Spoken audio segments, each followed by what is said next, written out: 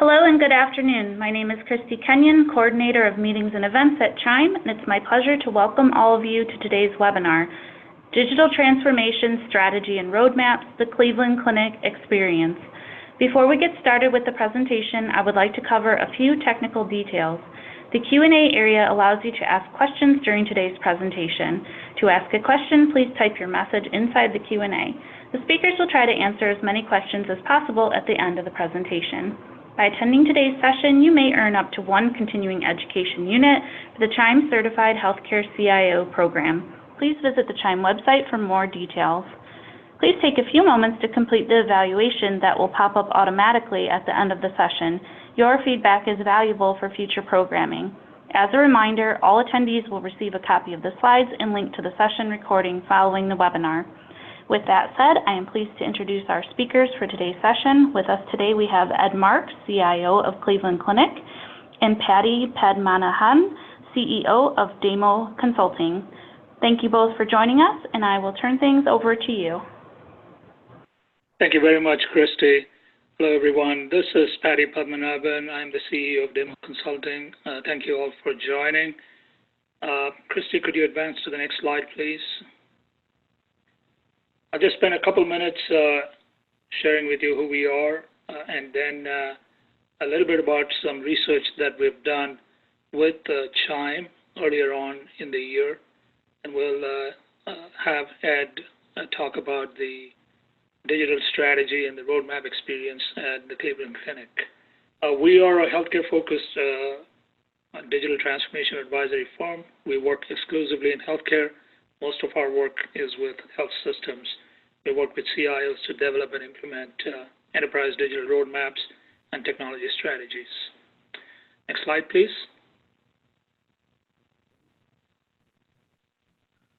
This is what we do for our clients. We do digital strategy workshops, help develop digital roadmaps, help with technology selection, innovation management, and a whole range of other things related to digital transformation in your organization. Next slide, please.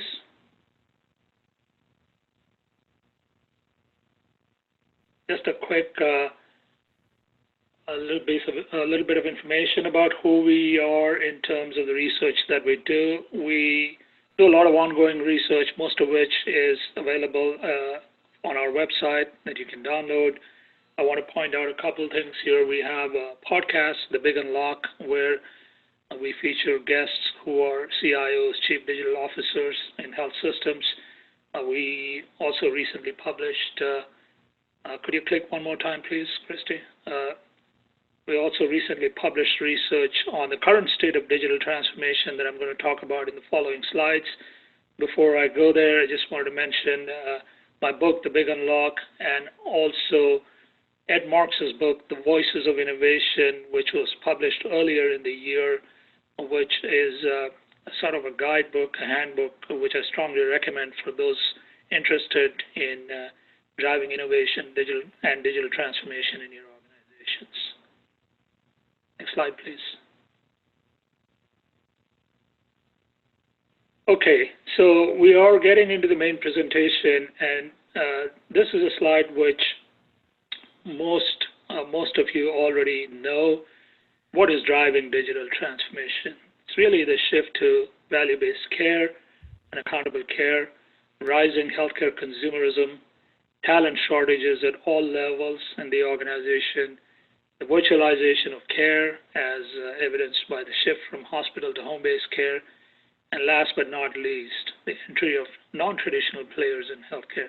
So this is a perfect storm of factors that is driving enterprises to go digital and really look at reimagining their entire business models in the context of care delivery and how you're paid for the care that you deliver. Next slide, please, Christy. So in our research, and I want to touch upon this very briefly, there's 4 models that we've seen when it comes to enterprises and where they are in their digital roadmaps. In the first model, enterprises, health systems in particular, are focused mostly on optimizing the use of their electronic health record systems. and they may focus on very specific functionalities such as access and scheduling, but really the whole intent for enterprises in this model is to make the most of the investments that they've made in EHR systems. In Model 2, the focus goes beyond the EHR systems and really looks at virtualization of care, so telehealth, e-health, remote monitoring, hospital at home, anything that virtualizes the delivery of care is the focus for adopting new technologies. In Model 3, it's really a model where health systems launch and execute digital initiatives in the form of point solutions, is driven by internal demand and works very closely with internal as well as external innovation partnerships. So these are projects that are initiated and executed not necessarily as part of an enterprise strategy, but more based on internal needs. And it's a portfolio approach. Model 4 is where health systems take an enterprise view of what digital transformation strategy needs to look like, what the technology partnership strategy needs to look like, and typically enterprises in this model go beyond the electronic health record vendor to look at a combination of other big tech firms and maybe the startup ecosystem, the innovation ecosystem, to deliver on the roadmaps that are being developed for the enterprise. So we've found that most organizations today are somewhere between models 1 and 3. Ed Marks at the Cleveland Clinic is actually at model 4, and he's going to talk in detail about how the Cleveland Clinic went about developing an enterprise digital roadmap. Christy, next slide, please. I want to share a little bit of the research that we did by way of focus group discussions that we did with Chime back in June of this year. And many of you on this webinar may have been a part of those focus group discussions. We did a bunch of polling questions, and I want to share the high-level responses that we had, which will give you an indication of how health system CIOs are looking at digital transformation today. So our first question there was, what is digital transformation? And for the most part, the responses we had were that digital technologies, using digital technologies to reimagine business processes and customer experiences is what digital is about. Significant numbers said that it's about delivering healthcare when, where, and how consumers want it. And you can see some of the other responses here as well. Next slide, please. Now, the Chief Digital Officer is an emerging role in healthcare enterprises, and we asked where does this role sit? And what we heard back was that it's today part of the CIO role. So in other words, about a third of the respondents said that the CIO is also the Chief Digital Officer. A third also said we don't have a digital function, but then there were others who said that the Chief Digital Officer role is a role that is combined with other roles such as CTO and Chief Innovation Officer. And you can see some of the other responses as well. Next slide, please. The important question of budget still here. So we asked the question, how are you funding digital transformation initiatives? And what we heard back was that there isn't a thing like a separate digital budget. Most organizations use IT budgets to fund digital initiatives, and in some cases, digital spending could be spread across multiple functions and departments, especially if those departments are funding the initiatives. So it's a combination of the IT budgets for the enterprise plus budgets that are sitting in various departments and functions which are discretionary in nature. So that's kind of what we heard back when it came to budgets. Next slide, please. So we asked the question, so what is the digital platform strategy for your organization? And what we heard back from almost half our respondents, and this goes back to the earlier slide that I presented, which talked about the 4 different models. Nearly half our respondents said the EHR system is the enterprise digital platform, which is kind of consistent with Model 1. Of course, about 45% said they will buy or build digital health point solutions based on needs. So which is model 3 in our earlier slide, which is to say they could be harnessing internal or external innovation and executing projects based on a case-by-case assessment of internal demand. Next slide, please. And this probably is one of the most important insights we gained from that research study. About 2/3 of the respondents said that their digital strategy execution is impacted most by organizational readiness. In other words, for a variety of reasons, the organization is not ready to make a big commitment to digital transformation. And we heard a variety of reasons from, hey, we just implemented an EHR platform, we're still reeling from it, and all the way to, well, we don't have the organizational appetite at the C-level and the board level to really set aside big budgets for a digital transformation initiative, and it was everything in between. So that was a very, very interesting insight for us from the study. Next slide, please. At this point, I'd like to hand over the presentation to Ed Marks, CIO of Cleveland Clinic. Ed? Thanks, Patty, and thank you to Chime for allowing us to share some of our insights. I think this is a journey that all of my peers, we are on together. And if there's any sort of insights that we can share that might help others, we're very happy to do that. So again, thank you for the opportunity to share. This is, what you're seeing here is a skeleton level of our Cleveland Clinic strategy. And then it's the overlay is sort of the objectives, if you will, of what we're trying to do in each of these areas. So our mission, we've been around almost 100 years now. Our mission hasn't changed, and that's to provide better care for the sick, investigate their problems, and further education of those who serve. So we do have a tripart mission, as many other organizations do, especially in academia. And we see 4 areas that we really care most about. One is our patients, our caregivers, which is another word for employees, our organization, and then finally the communities in which we serve. So as we went along this journey thinking about sort of the digital transformation, what were the sort of table stakes? And you see that on the top and bottom. One is quality, safety, and experience. And then on the bottom is stewardship and overall efficiency. So those are the table stakes. And then how we do that, you see with the patients, it's how do we activate and empower patients? On the caregiver side, enable and engage, organization optimize value, and finally in the community, how do we partner and enrich? So that gives you a framework. And so ideally, all of us can start with a framework. That's the important message here. So this happens to be the clinic framework. I'm sure your organization has one. And I would take that framework, and this is how we started, that middle section, and we added what I just showed you or read to you on the edges about, okay, now that we know what we're all about in terms of our mission and our 4 cares, how do we align a digital journey to that?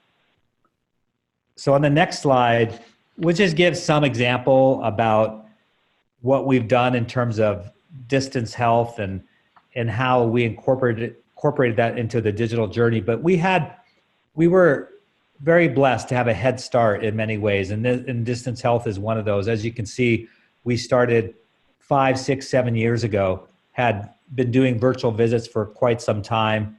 So we see our synchronous and our asynchronous methodologies in which we serve our patients. And again, we had this head start, which is really nice. Not everyone has that. The point is, if you don't have one, that's fine. You start where you are today. This is some of our journey. So on the next slide, you'll see some of the statistics of our virtual visits. This has been one of our most popular offerings to our patients, and it is becoming more popular. So as part of our digital journey, and we'll talk more about this as we get into the latter part of the presentations, but we operate by objectives and key results, otherwise known as OKRs.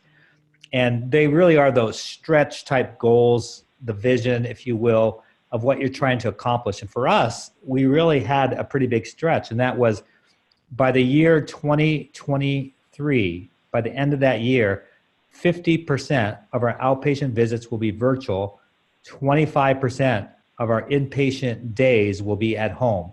In other words, care is moving to the home. So part of the digital journey and transformation should definitely be taking you out of the hospital to the extent that you can and back into the communities. And so you see sort of our trends over time, and you can see the slope that we're facing ahead of us. And actually we're on target as of today to reach those. So that's an example of virtual visits by timeline and the type of departments. Why do we do this? On the next slide, you'll see that it's really about the patient experience. You can see that the wait times are much better with a virtual visit. You can see that it saves our patients from having to travel to an urgent care center. So, and I know that I've been fortunate where my family almost exclusively utilizes virtual care because it's so convenient. And not only is it convenient for the patient, but think about your caregivers or your employees, your nurses or your physicians or advanced providers, how convenient it is for them as well. And then you see that the time that it takes is much less time because you tend to cut straight to the chase. There's a lot less social interaction, which can be a good or bad thing, but the point is that the duration is shorter, and there's a lot of advantages as a result. So on the next slide, you'll see a little bit more data breakdown on improved patient experience. And again, sharing this with you to show you why do we do this? Why is it important to have digital transformation? Why do you want to start on your journey or accelerate your journey? We're giving you sort of a mini case study, if you will, why it's so important. And we had scoring done by an external party as well. And we scored from a customer-centric customer service point of view higher than Google and Apple in terms of the customer experience. So it really makes quite a big difference. And again, I don't want to read another slide to you so you can see the statistics there that really represent why it's so important to have this sort of digital capability in your journey. So with that, we'll go and talk about how do you do this. So that was just a case example, if you will. Now, more practical, how do you do this on the next slide? One thing, Patty, one thing I would say here is that you may find yourself, everyone will find themselves in their organization in a different spot on this journey. I'll tell you where we started and how far and how fast we've come in 24 months. So when we started 2 years ago, and it's really, I should really say about 18 months ago, there was no IT strategy. So definitely no digital strategy. And there wasn't much as long, we did have this very strong mission, as I mentioned, for almost 100 years now, but there wasn't a very well-established, codified organization strategy.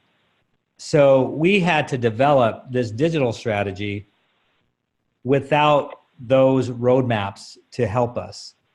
The good news is, and I want to just share this with you because I know everyone's in a different spot, and you might say, well, I can't relate to that experience because we don't have strategies, or we do have strategies, so I can't relate to an organization that's sharing that didn't have a strategy. But let me tell you, in the last 18 months, we've gone through each phase. And the first phase is really what I described.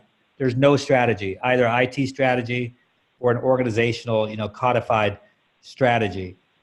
As time went on, so we had to develop this digital strategy in light of not having any other strategies. And there's a way to do that, and that's what we'll be talking about. Then there's a time when you actually have an IT strategy and then perhaps not an organizational strategy. And then you have both an IT strategy and an organizational strategy, and they're separate documents. Now, ideally, they're aligned. So as I'm explaining this, in the first case, in the worst case, right, there's none of each. In the next level, there might be an IT strategy or an organizational strategy. This next level is what I call aligned. So there is an organizational strategy and an IT strategy, and they're aligned. Ultimately, I believe the best place to be, and thankfully we actually achieved this in the last month or so, is what I call a converged strategy. So there's one strategy for the entire organization. There's not a separate digital strategy. There's not a separate IT strategy. It's all one, because IT becomes the framework and fabric to enable the organizational strategy. So no matter where you are in this journey, hopefully some of the things that Patty and I speak about will be helpful to you. And you can just figure out where you are in that continuum and make plans and make adjustments as a result. If I may add just one comment to that, I think the one thing at the Cleveland Clinic that Ed made sure of was that this whole exercise was not seen as necessarily an IT initiative. So we went out of our way to make sure that stakeholders across the organization were involved in the process and came together in what was referred to as a digital X team, which I think was 50 or 60 individuals. But essentially everyone across the organization had an opportunity to be a part of the process and to provide their inputs, and all of it was taken into consideration while developing the strategy. Yeah, that is a key point, because sometimes people will say, well, IT shouldn't be leading a digital strategy, or IT shouldn't be leading, something that's maybe not typically associated with IT. From my perspective, it's all about leadership. It really doesn't matter where you sit in the organization. If you have the leadership and if you have the passion, you need to take charge. You need to take the bull by the horn. So in this case, with the digital strategy, it did fall to me. However, to Patty's point, not one person, not one. We had 4 different tracks, which I alluded to before: the caregiver, the patient, the organization, community. Were all led by non-IT people. So while I may have had the title of CIO, I certainly didn't operate as a CIO. I just operated as an organizational leader, and I brought with me other leaders purposely from outside of IT. That way, no one could ever say that's an IT plan, or I'm not going to follow that because it's an IT plan, or frankly, it wouldn't have gotten approved by my peers if it came across as an IT plan. So you have to be very purposeful in making sure you collaborate the best that you can across functions in your organization to make it happen. So don't give up the mantle of authority if it's been given to you because you're in IT. If the organization has entrusted you to lead, you need to lead, but just make sure that you don't come at it from an IT-centric point of view. So that might take us, Patty, to our next slide. What we found really important to try to explain what we're trying to do is use journeys, and I'm sure many of you have utilized journey mapping in the past, but this was so critical because otherwise it's a lot of theoretical and it's a lot of disjointed ideas. So how do you bring all these different ideas together and make them make sense? And the other nice thing about journeys is people can relate to them. So almost everyone has either been a patient or is a family member of a patient. And so, so when we talked about patient journeys, everyone could relate. And certainly when we talked about caregiver journeys or employee journeys, everyone obviously related. But it was really important to go through these exercises and to map things out. And it takes time. But the more time you invest ahead of time in developing the strategy, the higher likelihood of success it's adopted. And once adopted, the easier it is to execute. And I'll give you one real-time thing that happened today, and I'm so excited about it. One of the central outcomes for our digital transformation, digital journey, is to have a single enterprise application for the Cleveland Clinic. We have, if you went out to the App Store, you would find so many different apps, and they're all well-intentioned, but do any of them speak to one another? No. Do any of them really reach out to the patient before they're a patient? No.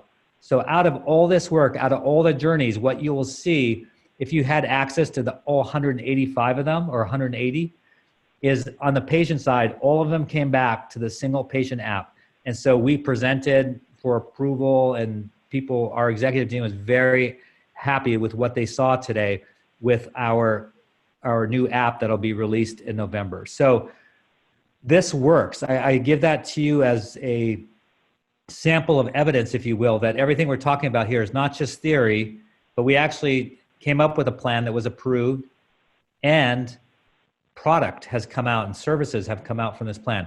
So here's an example, not to overdo this point, but here's an example of how you might lay out a journey map. You may have a better way of doing it. It doesn't matter what technique you use as long as you get the result that's important to you. So here's the example of one on the patient side. Patty, unless you have a comment, we could move to a caregiver example. Yep, let's, Christy, next slide, please. So here's a caregiver example. It's the same format, again, just making it as easy as possible. What were the things important? And as Patty mentioned, and we'll probably keep this as a key takeaway, it's never about yourself or IT, it's about the organization. So we included a lot of people. You know, Patty mentioned our structure. We had this DigX team that was probably 50, 60, maybe even more people. And obviously that's a lot of individuals to actually, but to get down to the nitty gritty, we had a sub team formed from there of about 12 people, 2 or 3 leading each of the 4 different cares that I mentioned earlier. And we had all these sessions. So the way it worked is we did these sessions where we invited caregivers and asked them, you know, what the needs were, what would the ideal, you know, the blue sky type things, how would that look like, how would it work? And so this is another example of one of them. We won't give you the example for the organization or community because I think at this point you probably understand the message here, and that is to be organized, to be inclusive, and to have some sort of format to help you along the process. So with that, we really came down to what you'll see on the next slide, which is how do you prioritize all the different initiatives? This is not actually ours. This is just an example of one method. Again, we're not beholden to a specific method. Everyone has their own method that worked best for their organization. The important thing is to have a method. So this was a pretty easy one. Everyone understands 2x2s and how those work. And you can see, you know, we have high complexity, high impact on the right with the long payback. And then we bifurcated all of them by, you know, which of the 4 care areas do they belong to. And again, this wasn't an IT exercise. We used our steering group that I described to help us determine what sort of things do we want to work on first and to seek funding for. And so this is an example. Again, this is not ours specifically. We just threw up some of the things that we came along in our 180 some journeys. It'll be different for everyone. So this is one way of doing it, because what you're going to find is that there's a greater appetite than there are resources, right? And that's part of the leadership responsibility, is to figure out how to assign limited resources to those things most important for the organization and for our patients. And so whatever methodology works for you, but yeah, you'll find that there'll be you know, $1 million worth of need, and you only have half of that to allocate each year. So you'll have to figure out the best way of doing that. So this is one example on how to do that. I'd just like to add a couple comments to that, Ed. You know, just to explain this tool a little bit. And this, I think, can be a very useful tool for anyone wanting to really prioritize and sequence the initiatives, because, you know, we came up with 180 use cases, and there's no way anyone can execute 180 use cases in 1 year, and maybe, you know, not all of them will get executed. But we went through the process of putting short descriptions on each of the use cases, so we ended up finding that many of them were duplicates. So people were referring to the same thing by different names, so we kind of eliminated those. We found that several of them were already available through functionalities that are in the electronic health record system. So that could be easily knocked out, because you can check the box and say, okay, this is available, the functionality is good, it'll work for us, we can turn it on. So that is easy. So that those are kind of the near-term wins. But there are certain other things that have big dependencies. For instance, if there's a lot of patient engagement functionality that we need to turn on, then you may necessarily want to have a CRM platform as an example. So the CRM becomes a dependency and an upfront investment before you can turn on a lot of sophisticated patient relationship management type functionalities. And so that becomes a part of the critical path, if you will, for a multi-year roadmap. And this is eventually a multi-year roadmap. It's not something that's going to be executed in a year. And the color codes there are also important because it's just a way to understand which use case belongs to which journey map. And so as an organization, once you start aligning with the overall goals of the enterprise, you might find that the patient journey is number one priority. So, all the patient-related, patient engagement and patient experience-related initiatives might bubble up to the top of the priority list. And then there's a lot of other things that then need to go with it, including, whether you need to implement a CRM platform, whether you need to upgrade your LAN WAN infrastructure, so on and so on. There's a lot of other technical dependencies that we went into. So there's a lot of detail behind this one slide, but the slide really abstracts and distills all of that into one prioritization matrix, which then informs and drives the strategy going forward. I just thought I'd elaborate on that a little bit. Yeah, and Patty, as you mentioned earlier, and by no means this is not a plug for the book Voices of Innovation. While I served as the editor, not the writer. The writing, so this is detailed in that book, and there's other ideas in the book too. The writing is actually from you, everyone on this call, from our peer group. I think we had about 35 contributing authors, all CIOs from big healthcare organizations, small healthcare organizations, a couple of vendors that you would easily recognize and probably utilize. It just had some good ideas in there. So if this idea may not be a good fit for you, there might be other ideas that you find in the book, and 100% of the proceeds of that book go to cure cancer. So no one is making any money off of it. So I just want people to know it's not a plug, but just another resource. It's like a field book, a handbook that you can read and find out other ideas how people are doing this sort of digital transformation and innovation. So that's also another good resource. And I'm sure you'll recognize many of the names in there. All right, so I think we're ready to talk about challenges and barriers. And Patty, it sounds like we're gonna have enough time for questions. Hopefully we've provided some insights and provocation for people, and we can spend some time answering questions once we're finished. So next is challenges and barriers. So this is pretty obvious, but we thought we would still highlight them. Lack of scale because of a lot of different initiatives operating at department level. So if your organization is anything like ours, you have a lot of different departmental level things going. And part of the reason that happens, not in all cases, but in many cases, is there's no strategy. So everyone does their own thing because that's their strategy for their particular department or school or whatever type of organization structure you're in. So that can be a challenge. So the important thing, that's why, again, you're getting this broad coalition to agree, and that way everyone stops their departmental level type activities and focuses on the enterprise. The lack of mature last mile digital health solutions, that's something, Patty, you can speak to pretty well.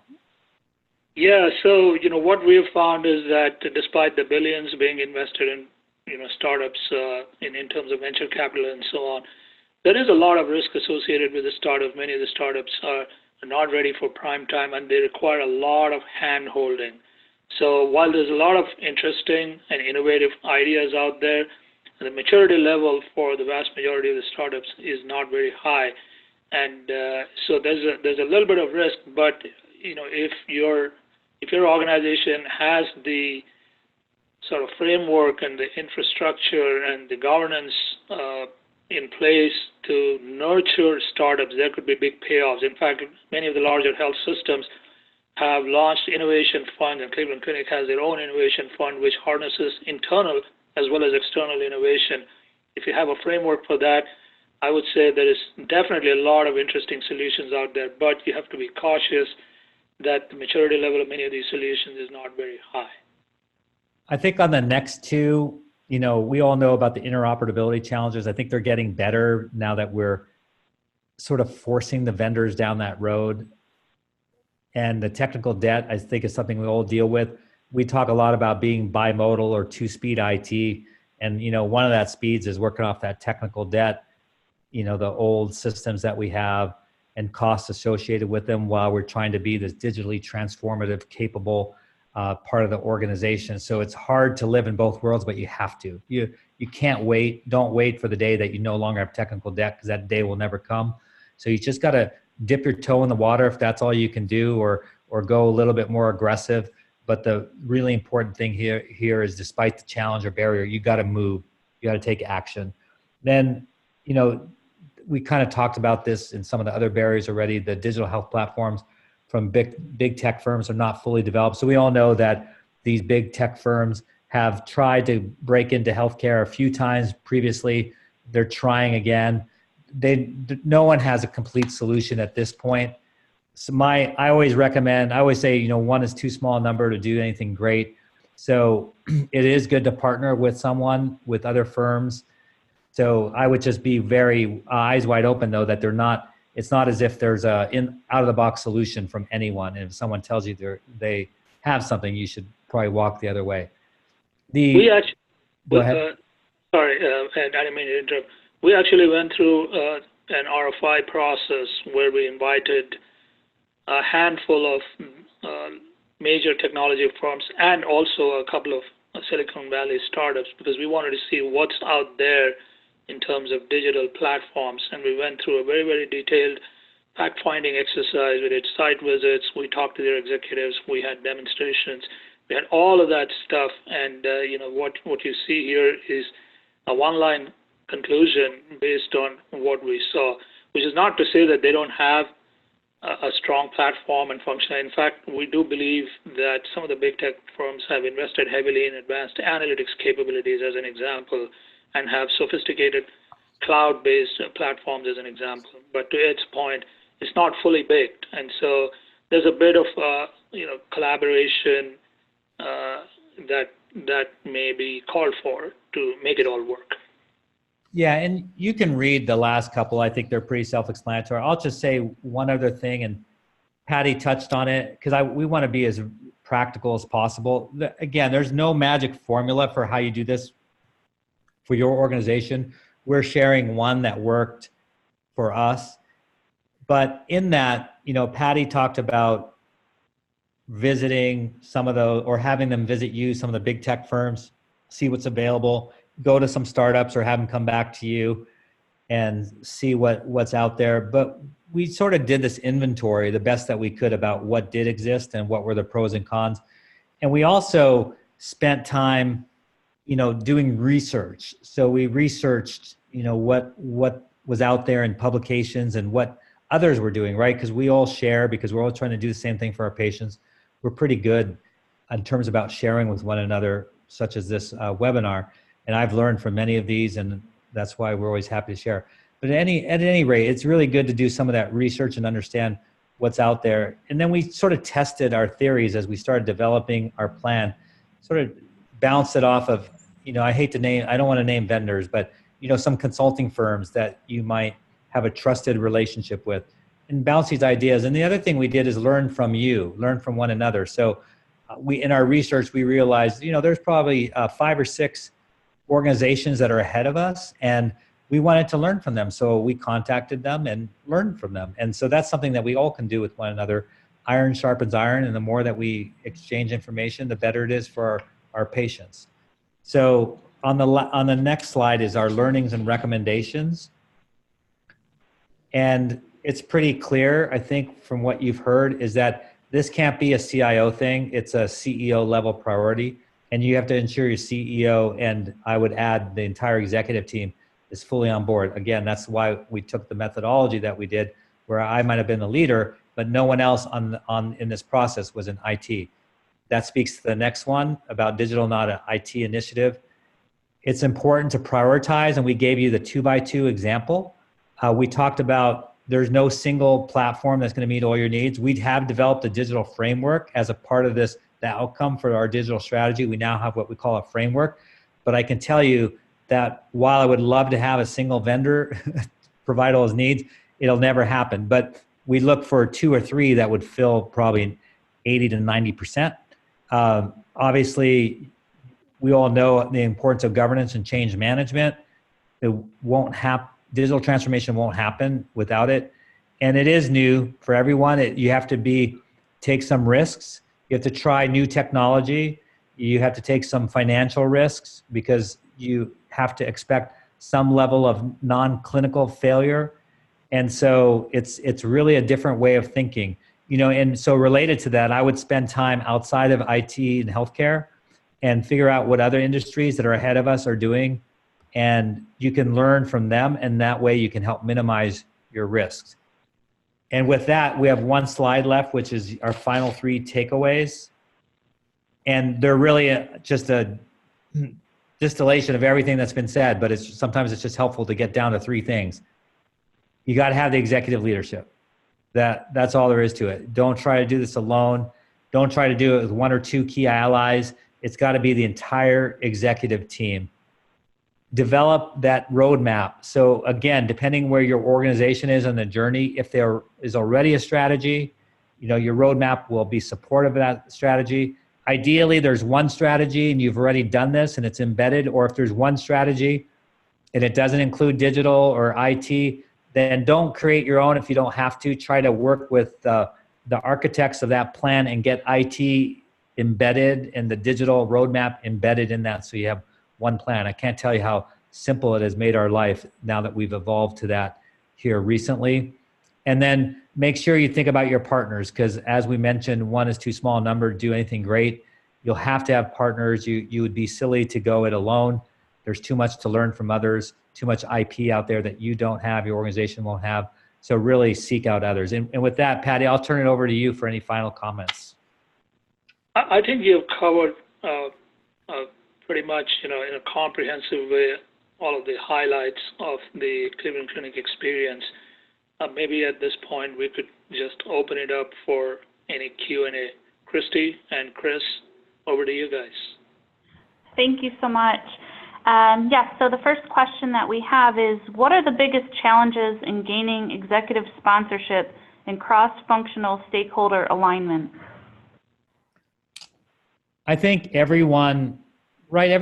it's natural as humans that we think just about our area. So you'll have someone very passionate about one particular area. I'm really careful not to list out specifics.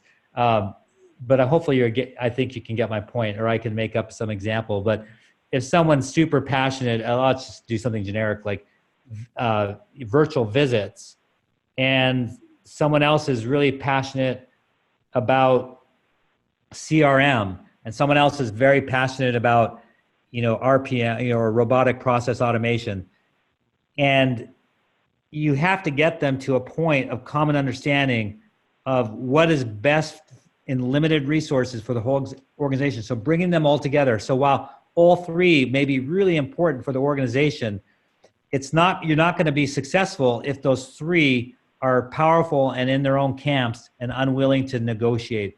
So again, it's really the art of human relationships where you bring in people early, understand what they desire, but have them as part of the entire process, not, hey, I developed a digital strategy, now look at it and see what you think, because then you're going to get exactly what I just described. But if you bring them in from the very beginning and make sure at the heart of it is your patients, then I think you'll have less of that. And that was our experience. People really they were very passionate about their area, but it worked out so well that any one of the 12 individuals who were on my senior leadership team for this digital could have presented, and you would never know what area they were from, that they were a doctor, that they were a nurse, that they were IT. You would not have known because of the approach and the heart, kind of being more value-based driven and vision-based driven. Thank you. What are the biggest technology challenges in executing a digital roadmap?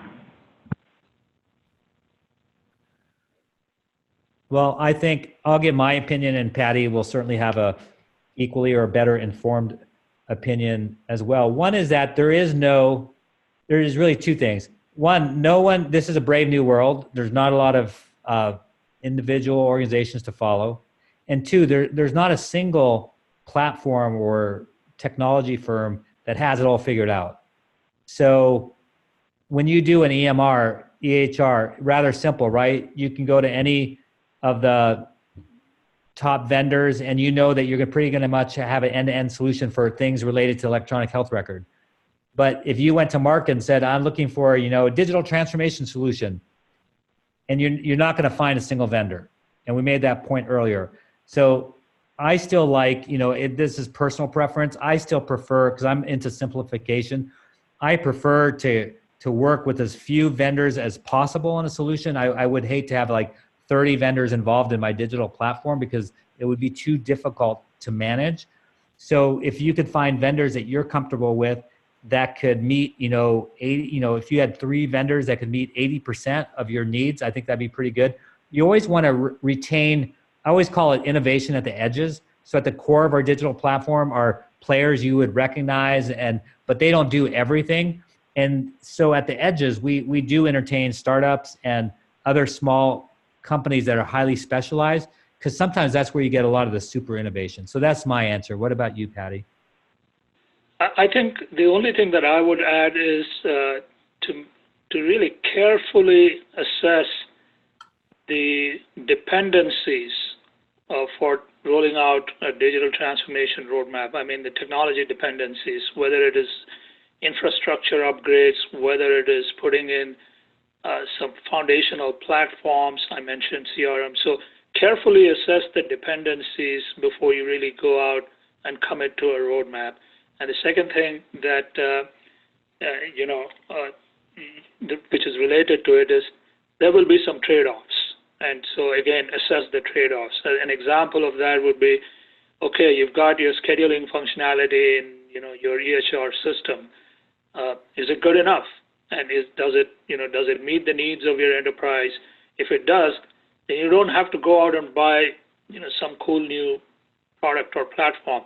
But if it's not, then you have to go out and shop for one and make sure you understand what the trade-offs are from both a financial, experiential, and other standpoints. So I think those are the 2 things that I would say when it comes to making the technology decisions. Thank you so much. The next question is, you mentioned researching publications and other sources for getting an understanding of what is out there and available. What sources of publications were most useful to you?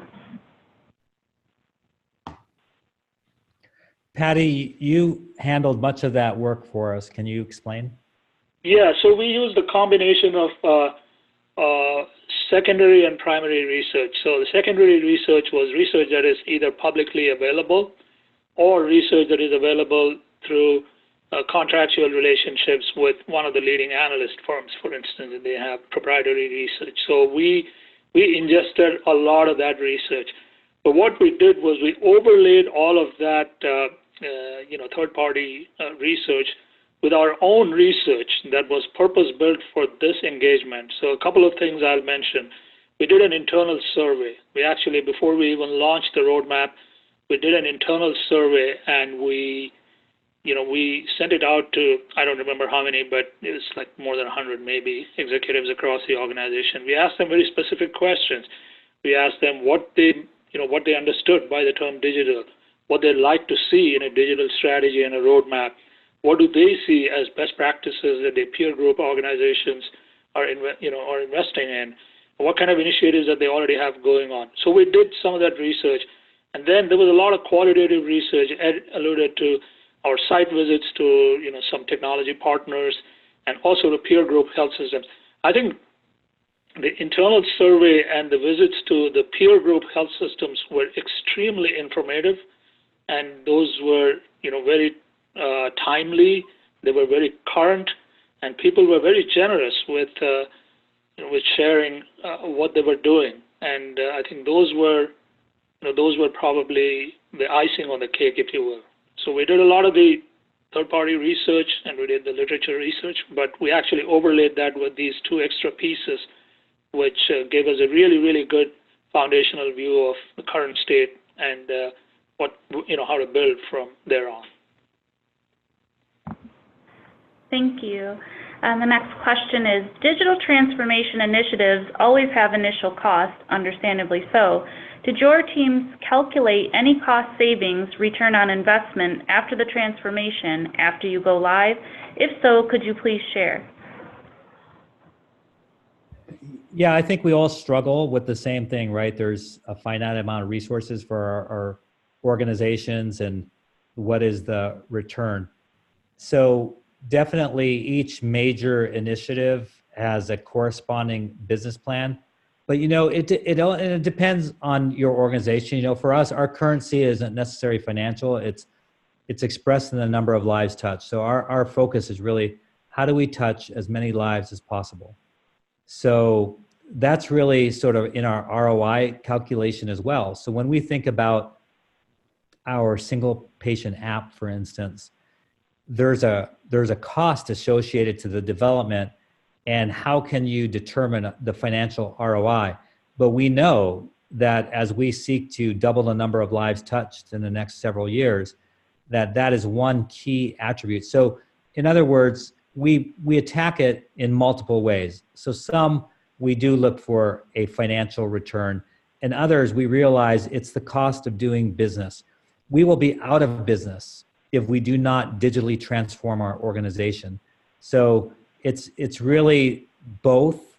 Sometimes you will have a hard ROI, sometimes a soft ROI, but other times, frankly, it's really, if you want to continue to thrive, you're going to need to digitally transform your organization, and it's going to cost money to get there. There's other examples. I'll just give you another real example. RPA, robotic process automation. Now there, you spend a little bit of money, and there is a financial return. So it's really doing it both ways. Thank you. And looks like the last question that we have is, how can smaller health systems and hospitals adopt some of the approaches that have worked for a large health system like Cleveland Clinic? Yeah, so what I described, and I was Patty and I were very careful to hopefully describe a process that would work for really any size organization. So going back to the fundamentals, if we're still on the three key takeaways, securing executive leadership, that's the same. All we're talking about now is scale. It's the same, right? You have executive leadership in both sides of organization, involve everyone. So that, again, doesn't really matter. And then identify partners. So every organization, I've served in smaller organizations and I've served in larger ones, and I've always had some sort of tech partner. And then it becomes a matter of scale. And to do the things, that we speak about, they are really, in some cases, if I go to the patient app, that'll be one differentiator, right? It's likely that in a smaller organization, you're not going to have the development capability to do a patient app. And so it might be something that you have to go to market for. Now, it's, again, a matter of scale, because in our organization, right, we had to go to market to buy EHR. We're not going to develop, we don't have developers for electronic health record, so we went to market. So you just have to decide for your organization, what can you do yourself, or what do you need to source? And that's probably the only difference right there, right, is the development capabilities we might have versus a smaller organization. But then again, you can always go to the market. So hopefully the process anyways, maybe not all the products like the example I just gave, but hopefully the process you can scale, whether you're in a large academic organization or in a small community hospital. Thank you so much. It looks like that was the last question. I would really like to thank Ed and Patty for joining us today. I would also like to thank all of our attendees for joining. Remember, you can access an archive of this session on the CHIME website under Archived Events, and attendees will also receive the slides and recording via email. Thank you so much, everyone. Have a great afternoon. Thank you very much. Thank you all.